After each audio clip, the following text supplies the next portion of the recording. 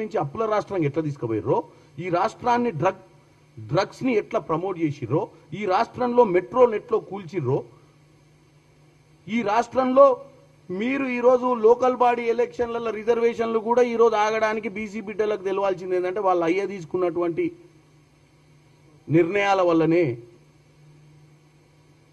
ఇవన్నీ చెప్పడం మర్చిపోయి ఆడ కూర్చొని ఏదో మాట్లాడి వెళ్ళిపోతే సరిపోద్దని చెప్పి లాస్ట్కు సీఎం రేవంత్ రెడ్డి గారిని ప్రజలు ఎన్నుకుర్రు.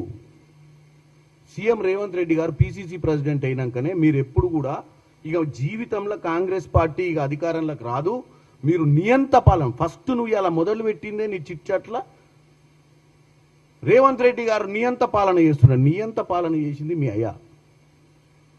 ఒక్కరోజు ప్రగతి భవన్కి రాలేదు, ఒక్కరోజు సెక్రటేరియట్కి రాలేదు, ఉన్న సెక్రటేరియట్ని గుల్లగొట్టి ఎక్కడి నుంచి పరిపాలనను కూడా అందించారో కూడా తెలియని పరిస్థితిని తెలంగాణ ప్రజలు చూసారు మీ హయాంలో. ఒక్క జీవో కూడా ప్రజల దృష్టిలోకి లేకుండా చీకటి జీవోలు ఇచ్చి రాష్ట్రాన్ని దోపిడీ చేసింది మీరు. దోచుకుంది కాకుండా ప్రతిసారి మీ గోబల్ ప్రచారంతో తెలంగాణ ప్రజల్ని తప్పుదో పట్టించే ప్రయత్నం చేస్తున్నారు కేటీఆర్ గారు. నేను ఒక్కటే చెప్తున్నా ఫైనల్గా, ఇప్పుడు ఏం కావాలి మీకు? తెలంగాణ ప్రజలు బాగుపడొద్దు, అంతే కదా. మాకు ఓటేయలేదు కాబట్టి ఎవ్వరికి ఉద్యోగం రావద్దు, ఎవడు సన్నబియ్యం తినొద్దు, ఎవరి పొలం పచ్చగా వండొద్దు, ఎవడు ఇల్లు కట్టుకోవద్దు, ఇంద్రం ఇల్లు. పశ్చాత్తాపడాలి. ఏంది అది? కేటీఆర్కి ఓటేయనందు వలన మనం అన్నం తినలేకపోతున్నాం అనే ఫీలింగ్ రావాలన్నా వాళ్ళకు? బిడ్డలకు ఈరోజు గ్రూప్ 1 పరీక్షలు పెడితే ఎవడా సన్నాసి చెప్పింది 563 ఉద్యోగాలకు 3 కోట్ల రూపాయలు 1700 కోట్లు ఇస్తా అని చెప్పిన సన్నాసి ఎవడా సన్నాసి?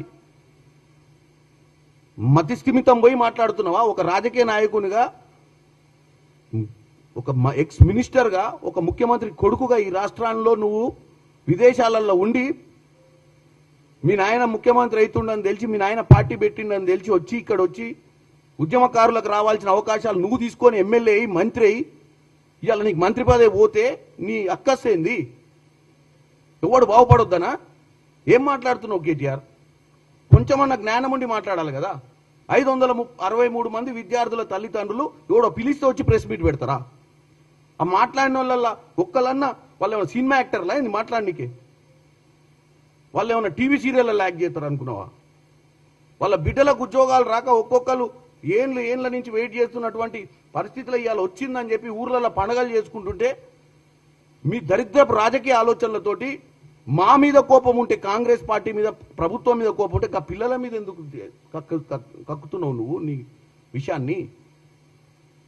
533 మంది విద్యార్థులకు 3 కోట్ల రూపాయలని 1700 కోట్ల లెక్క చెప్పింది ఎవరు? నువ్వే చెప్పి ఈరోజు మళ్ళా అదే విషయం చెప్తున్నావు. పరీక్షలు పెట్టలేకపోతున్నారు. పరీక్షలు పెడితేనే కదా కాళ్ళల్లో కర్రలేసి ఆపాలని చూస్తున్నావు. దేనికి ఆపుతున్నావు? ఇదే కదా తెలంగాణ సమాజానికి అలా చెప్తున్నా. కేటీఆర్ గారికి, బీఆర్ఎస్ పార్టీ నాయకులకు ఒక్కటి, ఎందుకంటే పదే కేసీఆర్ గారే చెప్పిర్రు, మాకు ఓటేయలేదు అనుభవించుర్రా నాయన అని. మీరు లక్షల మంది మీటింగ్ పెట్టి వరంగల్ దగ్గర ఎక్కడనో రాక మహానుభావుని బోర్డర్ రేసి తీసుకొచ్చాడు, గుసబెడితే శతకాకున్నా కానీ నిలబెట్టాడా, కర్రలు పెట్టి దిష్టి బొమ్మ నిలబెడితే ఆ సభలో ఆయన చెప్పిన ముక్కలేంది పశ్చాత్తాపడతారు. ఎందుకంటే మంచి భవిష్యత్తున్న తెలంగాణను మీరు మాకు ఓటే ఆగం చేసుకురని చెప్పిన రోజే మాకు అర్థమైంది. ఏంటంటే మీరు ఏది కానియరు, మీ ప్రతిపక్షంలో మీ హోదాను మీరు దేనికి వాడుకుంటారంటే, మీరు అధికారంలో ఉండి తెలంగాణను కూల్చిర్రు, ప్రతిపక్షంలో కూడా ఎట్లా కూల్చాలని ఆలోచిస్తారు. రేవంత్ రెడ్డి గారు సెక్రటేరియట్కు వస్తుండా లేదా తెలంగాణ? ఇప్పుడు ఏడుండో పోయి చూద్దాంపా. ఇవాళ 17వ దినం సెప్టెంబర్ 17 నాడు రేవంత్ రెడ్డి గారు పొద్దున కార్యక్రమం అయిపోయిన తర్వాత, అఫీషియల్ కార్యక్రమం అయిపోయిన తర్వాత ఎక్కడికి పోయిండు? సెక్రటేరియట్కి పోయిండు. ఇలా సెక్రటేరియట్లని ఉన్నాడు. మరి మీ నాయన ఎక్కడున్నాడు? నువ్వెందుకు మాట్లాడుతున్నావు? నువ్వు ఓన్లీ మధ్యవర్తివి. ఇప్పుడు ఇక్కడ ముఖ్యమంత్రి రేవంత్ రెడ్డి, అపోజిషన్ లీడర్, ఈ రాష్ట్రానికి ముఖ్యమైన వ్యక్తులు.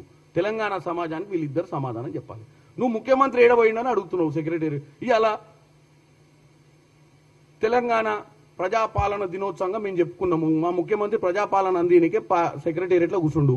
మరి అపోజిషన్ లీడర్ ఏడ కూర్చుండు? అధికారంలో ఉన్నప్పుడు ఏడ కూర్చుండు? అపోజిషన్ కూడా ఎన్నిసార్లు అసెంబ్లీకి వచ్చిండు?